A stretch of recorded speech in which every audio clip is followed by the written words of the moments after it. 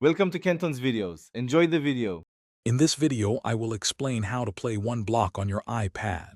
It is a fantastic survival challenge that many players enjoy.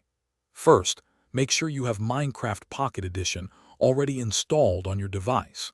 This process involves downloading a specific map file, which is usually several megabytes in size. Having a stable internet connection will make the download quick and easy, setting you up for adventure. Now, let's find your one block map. Head to a reputable Minecraft community website that offers custom maps. Search specifically for one block maps designed for Minecraft Pocket Edition.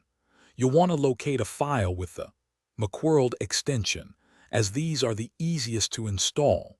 Once you find it, simply tap the download button to save the map file directly to your iPad.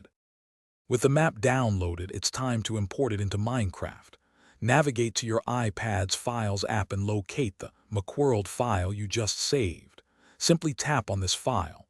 Minecraft Pocket Edition should automatically launch, and you will see a message indicating World Import started.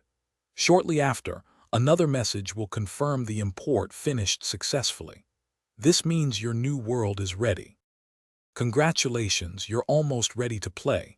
Open Minecraft Pocket Edition on your iPad. From the main menu, tap the Play button.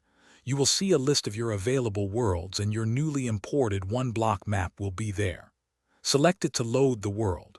You'll spawn on a single block, ready to break it and start your incredible survival adventure. Have fun exploring. Thanks for watching. Consider subscribing if we helped you.